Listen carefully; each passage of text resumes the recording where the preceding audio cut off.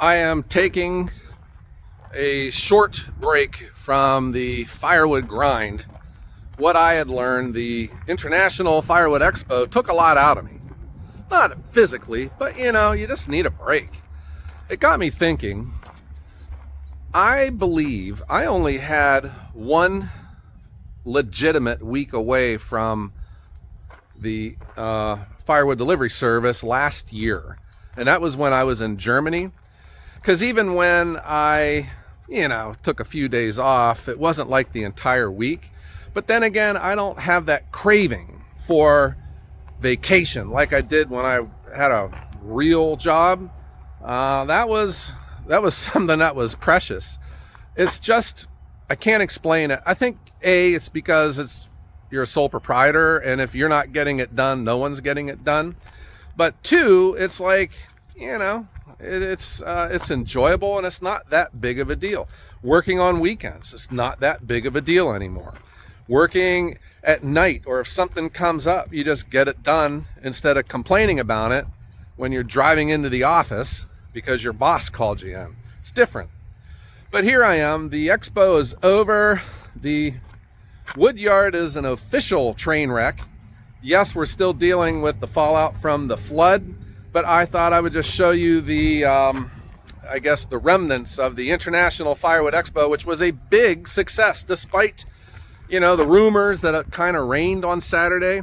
It was a little wet, but the Friday was really nice. What happened on Friday, we had a really nice crowd, and then right after lunch, it kind of thinned out.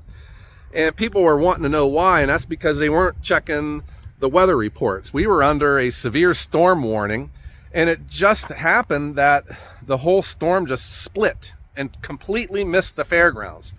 North of us, they had hail damage, big winds, and damaging storms, and it just totally missed us at the fairgrounds. Otherwise, I think that crowd would have continued on. Saturday was kind of thin, but when I talked with the exhibitors who were there, they said that the people that came were legit purchase people. They were looking to buy, and it sounded like there were a lot of machines that were purchased, not just as a way, which I think is cool for the springtime. These companies that can sell stuff, like the Canadian companies, can bring them here and deliver them to the customer. The customer doesn't have to drive all the way there. It's kind of like a halfway kind of thing. I think that's another benefit of a springtime trade show. Okay, the cleanup was fun. I found it's kind of beneficial when the wood is floating. It's easier to clean up like that. But that wasn't just the only day. That was a Sunday cleanup. I had to go back Monday, Tuesday, Wednesday, even though I'm taking the week off. There was still stuff to get done. I had to meet with Lepo, who was coming to pick up machines. I had to meet with other exhibitors that had to leave machines behind because, they just got to get to it. They only have so much trailer space.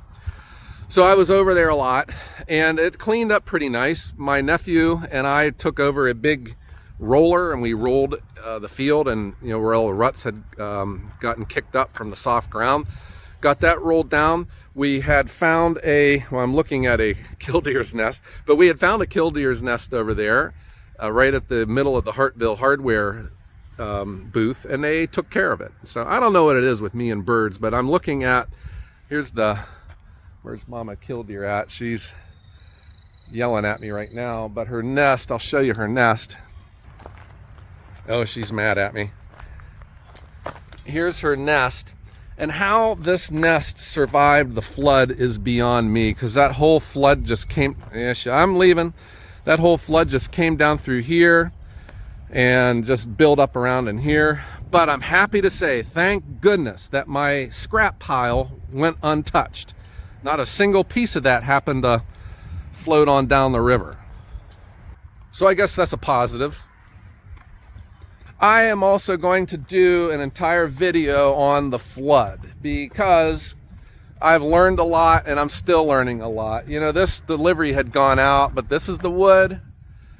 That's how high the water got. I can't deliver that, man. It's all mud, and it's nasty, and that's not my style of firewood. People had said, why don't you sell it to someone cheap? And that's not how I do business. I would rather burn it myself to heat my house. I don't want to build a customer base of firewood customers similar to me, you know, the ones that are looking for a deal. It's not my style. Oh, there's one other bird's nest. Let's check on it. This is the mourning dove. This nest we almost lost because of the flood. It had washed out all this wood beneath it, and it was just teetering. And here she is. Oh, her eggs have hatched. Look at that. You're seeing this live here on Ohio Woodburner. There's a little baby. And this dove has become the trust me because I talk to it and I bring her worms. Oh, wow. New life in the wood yard. It's a beautiful spring, isn't it? I think the other reason I wanted to film this today is to let you know that the sun does shine in Northeast Ohio. We had gone, I think it was like 11 days without the sun, and it rained every day. And I had heard on the news today that our last dry weekend was back in the middle of February. It's just been a very wet spring. Okay, so when we were cleaning up, we had roughly, according to my calculations, 20-ish cords of firewood that was split and laying on the ground. And I had taken steps with some people that had helped me out, that put in some work, that I'm just friends with. They had dump trailers, and we put them under the outfeeds, and they just filled those trailers up and took them home. And I had called friends who came in on Sunday. We loaded them up and they left, and there was a lot of wood going out. That will be a blind spot. I would call that a blind spot for me now. I mean, I knew it was going to be like that, but until you're faced with all that wood laying on the ground, that's a lot of work. Sometimes it's worth it just to give it away to get it out of your life, you know? But while all that was going on, I still brought a lot of wood back here for myself. We had 9 cages filled up. I've given 2 to my nephew, but these are thanks to Kevin at the Bionic Life. He brought all these down and let us use them. And I had, this is gonna be tough here, I think 5 dump trailer loads of firewood. We had nowhere to put it, so we just started dumping it on the ground. And you know, all of this was made at the expo. And some of it is value added style, some of it is campfire, some of it is boiler wood. You know, the offcuts had gone in. I don't know what I'm going to do with this yet. I think that I could maybe bring the super splitter over here, get the timber ox running. We can resplit and stack. I got multiple world's greatest wheelbarrows here. So this is, I believe this is 4 dump trailer loads. I can't remember now. But we had, I just left the gate open. My good friend Mark and Dale. And yeah, there's 4, there's 4 dump trailer loads. We just dumped it in here. This is where I park my truck. And you know, we run from the big stuff to, there's some nice stuff in here. So this would be the style of wood that I make and that I sell, and you know, compared to some of the other pieces that have gotten in here, some of it have yet to get split.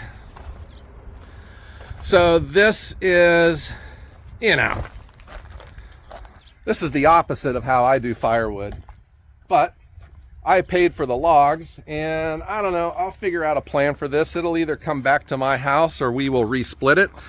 Because we all know that the more you handle and process your firewood, the more it becomes. So, serious, you know, how much is this wood worth compared to this? This is worth, I don't know, 4 times more. I'm no good with math here. But, you know, if you're getting 200 a cord for commodity grade firewood and you're getting 800 a cord for restaurant grade, you know, it's worth your time to touch the firewood and to get it resplit, get it stacked, and get it dry, right? Okay, other things. Wolf Ridge had taken in a trade on a log splitter, and that's it sitting there. They had to go somewhere else, and they asked if they could leave that behind until they come back through for the Vermont show. Here's another indicator. I'm going to do all this next video, but here you go. This is going to restaurants. This stuff has to be good. It's high dollar. these accounts are my bread and butter, and there's no way I can tick them off. So we loaded up the trailer all the way down to the water line, and this wood's just I can't sell at the restaurants. And it's a shame, because I know that there are some firewood delivery services that would deliver that stuff and not think twice about it. And I know, and I'm only saying that because of some of the comments that were left in my flood video, which we're also I'm wanting to talk about next video. But like I said, I wasn't even going to do this one today. I just needed a break. Here we go. Oh boy. So, you know, we got these cages up here. I'll show you these. There should be 6 of these. The shame was you can only fit 2 of these at a time in our dump trailer. So we had to make more trips on the way here. But here, you know, some were cut shorter than 16 inch. Some of them, you know, weren't split. They just never got to. But some of this looks like nice firewood, but there's also poplar in here. So this is poplar. I don't sell poplar. This is poplar. And this is poplar. Where'd all this poplar come from? I tell you. This is all mess from the flood. All those logs up there floated up from the flood. I moved the Japa 315 out of the way because the TP Silva company has been asking, and I always say the answer is yes. They asked if I could run this machine for them. This is a Falcon 37. This is by Hacky Pilkey. The Hacky Pilkeys are very similar to the Japas. They work from left to right, where the Japas work from right to left. But they're professional grade, they're high quality, they're world class. So they dropped this off after the expo. This is not mine. It won't be staying here. I think this is going to be taken to the Paul Bunyan show. But it has a live deck. It has a Kohler engine on it, 26.5 horsepower. Looks nice. I just know everything made by the TP Silva companies, which is Hacky Pilkey, Japa, and Palax, are nice machines. Here we go. Hacky Pilkey. I don't know if that's a Finnish word or not. I can't get this to go open. Here we are. The thing though right now is they only had brought the 4-way knife down. They're supposed to ship me a 6-way, because I told them, you know, yes, I'll run it, but I'm also a firewood delivery service. I got to produce my kind of firewood, and you know, not every log that comes through here needs a 4-way. Like this is probably 4-way wood, but obviously here, you know, we got bigger stuff. But I'll probably put this through the 405 anyways. The next goal for me, I got to get these logs processed and gone. Get all of that stacked and probably just put it over here. This will be the next wood to go after that first row I showed you where we were only pulling the top logs. Okay, that is what we got going on here in Northeast Ohio. So if you came to the International Firewood Expo, thank you. If you were interested in it and followed along on the many YouTube channels who were there, who put out some really nice videos, thank you. For all of the exhibitors who came, you know, thanks so much for trusting us, because I know it's a new operation. A lot of these guys don't know who I am, and I think, you know, they probably had it in the back of their head that it could be a Mickey Mouse operation, but it's not. I had nothing but positive remarks about it. But you know, we got to figure out if we can have one next year. There's a lot of variables that we have to account for. We have to thread the needle on picking the correct weekend, you know, with all the holidays and the other shows that are going on. But we will do our best. Oh, there is 2 pickup truck loads and 1 dump trailer load down there. I got a lot of wood laying on the ground, and I find it depressing. Firewood is a high-end commodity, and it deserves respect. It deserves everything that we can give to it, because the more you put into your firewood, the more valuable it becomes. And what the heck, we had people that came to the International Firewood Expo There was a guy that drove from Alaska. We had another family that flew from Alaska. We had a person from Idaho. And I think we had Texas. We had everyone, every state east of the Mississippi. I can't remember if there was someone from Mississippi, but I remember hearing someone from Alabama.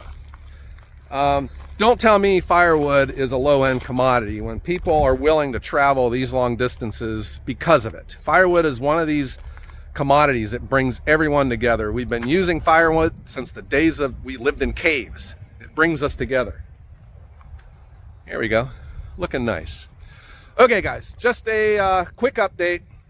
And I'm going to go now home and convalesce. I got to rest my brain. I can only do so much. All right, everyone. Thank you for everyone serious about the International Firewood Expo, everyone who was involved. And then I'll come back here maybe in a few days and we'll talk about the flood. All right, everyone. Have a great day.